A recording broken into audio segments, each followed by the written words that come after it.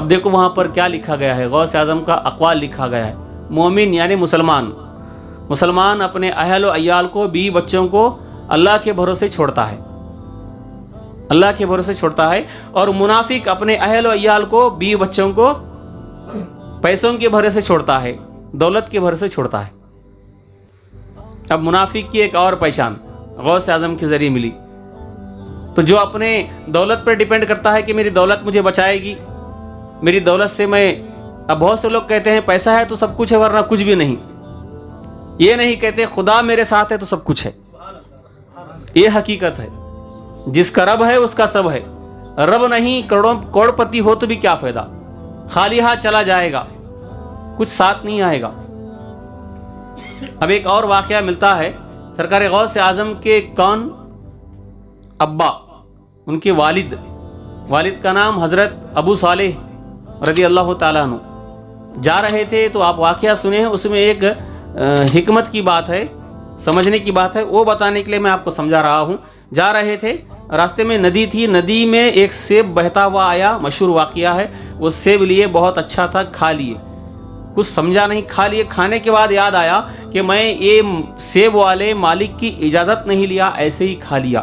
تو ندی پکڑ کے 7-8 میل چلنے کے بعد وہ ندی کے کنارے ایک باغیچہ تھا، سیب کا باغیچہ، سمجھ گئے اس سیب اسی باغیچے کا ہے، تو باغیچے میں گئے، مالک سے پوچھا، مالک وہاں کون؟ غوث اعظم کے نانا حضرت عبداللہ سومئی رضی اللہ تعالیٰ عنہ، ان سے کہا کہ میں ایک سیب اس میں بہہ کے آیا تھا 7 میل دور 8 میل دور، وہاں میں کھا لیا، آپ کی اجازت کے بغیر مجھے معاف کر دو۔ تو دیکھے اتنے دور سے یہ نوجوان معافی مانگنے کے لیے سیب کے لیے آیا ہے،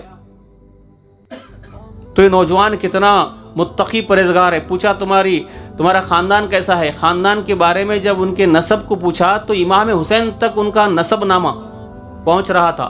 یہ سننے کے بعد کہا کہ ہاں بیٹا میں معاف کروں گا، مگر سن، میری ایک بیٹی ہے، روایتوں میں آیا ہے کہ باغیچے میں تمہیں مالی کا کام کرنا پڑے گا اتنے سال، وہ بھی کر لیے۔ کرنے کے بعد اصل مقصد یہ بتانا ہے کہ میری ایک بیٹی ہے جو آنکھوں سے اندھی ہے، کانوں سے بہری ہے، منہ سے گونگی ہے، ہاتھوں سے لولی ہے، پاؤں سے لنگڑی ہے، اس سے تجھے نکاح کرنا پڑے گا۔ اب کسی نوجوان سے کہو تیرے کو ایک لڑکی دے کے ہیں، وہ لنگڑی ہے، کرے گا شادی؟ میں ہٹا کٹا ہوں، پہلی شادی ہو رہی ہے، میں نہیں کروں گا، میں کیوں لنگڑی سے شادی کروں؟ نہیں کرے گا، لولی ہے، اندھی ہے، نہیں کرے گا۔ تو اب ان کے دل پر کیا بیتی ہوگی جب یہ بات کہی گئی صرف ایک سیب کے لیے، ایک سیب کھانے کی معافی کے لیے انہوں نے کہا کہ میری بیٹی ایسی ہے، آنکھوں سے اندھی، منہ سے گونگی، کانوں سے بہری اور ہاتھوں سے لولی، پاؤں سے لنگڑی ہے، اس سے شادی کرنی پڑے گی۔ تب سوچنے لگے زندگی تو بہت مختصر ہے، 60-70 برس میں چلی جائے گی، اللہ کی بارگاہ میں جواب دینا پڑے گا، سیب کے بارے میں تو میں کیا جواب دوں گا؟ چلو دل تو نہیں مانتا مگر مجبور ہوں، کیا کروں؟ خدا کی بارگاہ میں خوف خدا اتنا دل میں تھا کہ مان لیے کہ ٹھیک ہے مجھے منظور ہے، بس اللہ کے لیے وہ سیب میں جو کھایا ہوں معاف کر دو۔ اللہ والے کیسے ہوتے ہیں، اور ہم تم ہوتے ہیں، بازار جاتے ہیں، کنکڑی کیسے کلو؟ 2 کنکڑی منہ میں چلی گئی، تمہارے باپ کا ہے جو کنکڑی کھا لیے۔ گاجر پوچھتے ہیں کیسے کلو؟ 1 گاجر کھا لیے۔ ایک سیب کے بارے میں لنگڑی، لولی، اندھی، بہری، گونگی سے شادی کیے، اتنے سال تک جتنے سال بولے مالی کا کام کیے۔ غوث اعظم کے والد کا واقعہ، ہم کیا کر رہے ہیں؟ بغیر پوچھے کھائیں گے تو حالت کیا ہوگی؟ ذرا سوچو، غور کرو۔ جہاں بھی جاتے ہو بازار میں اکثر خریوں میں دیکھا گیا ہے، جمعہ کا بازار ہوتا ہے، منگل کا بازار ہوتا ہے، وہ بازار میں بہت سے مسلمان ایسے ہوتے ہیں جو چلتے پھرتے کھاتے پیتے پھرتے ہیں، بس یہاں پوچھا 2 کنکڑی کھا لیے، وہاں پوچھا 1 کنکڑی کھا لیے، وہاں 1-2 ٹماٹے لے لیے، وہ جو جہاں پر کھارا چرمرے وغیرہ ہوتی ہے مٹھائی بھی کھا لیتے ہیں ٹیسٹ دیکھنے کے لیے، اسی طرح آدھا پیٹ بھر جاتا ہے۔ اب کتنا بڑا گناہ ہے، کتنا حرام کا کھا رہے ہیں، یہ بہت بڑا گناہ ہے۔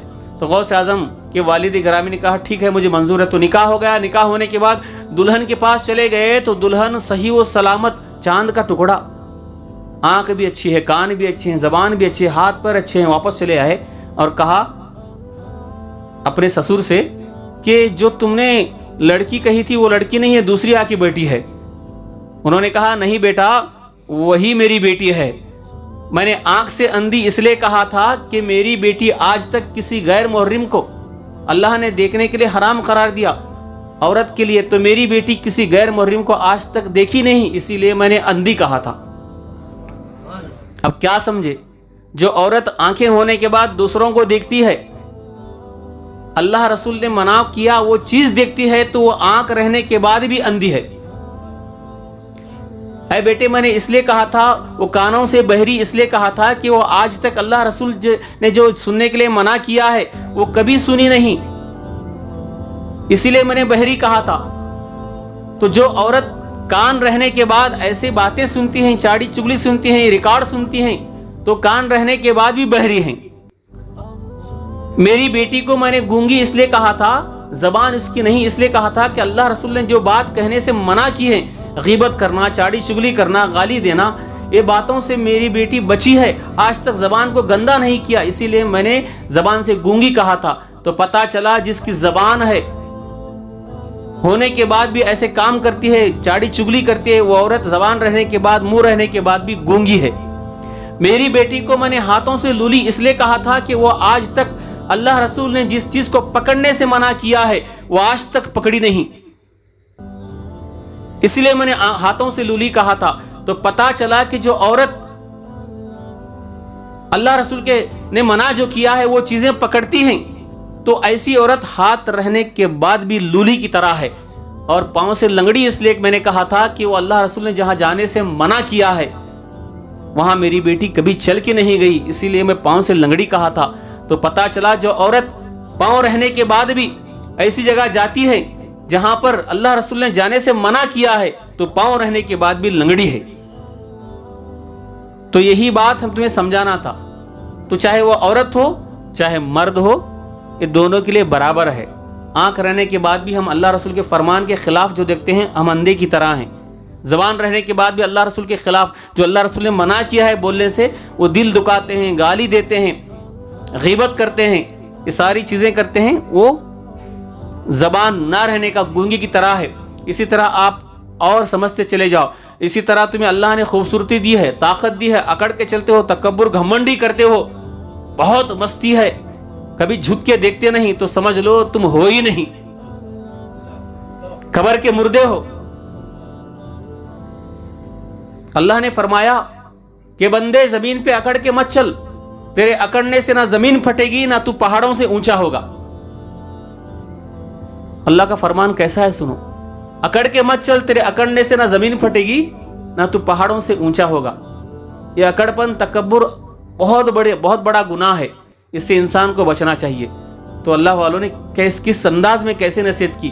تو حضرت عبداللہ سومئی رضی اللہ تعالیٰ عنہ نے نکاح کیا اپنی بیٹی سے, کس کے ساتھ؟ حضرت ابو صالح رضی اللہ تعالیٰ عنہ. وہ ابو صالح غوث اعظم کے والد کا نام, اور ماں بھی کیسی ماں, پاک ذات, پاک خاتون. ان کے بطن میں جو پیدا ہوئے, ان کے پیٹ میں جو جنم لیے, وہ غوث اعظم, باپ ولی, ماں ولی, نانا ولی, بچے ولیوں کے سردار, وہ ہے غوث اعظم.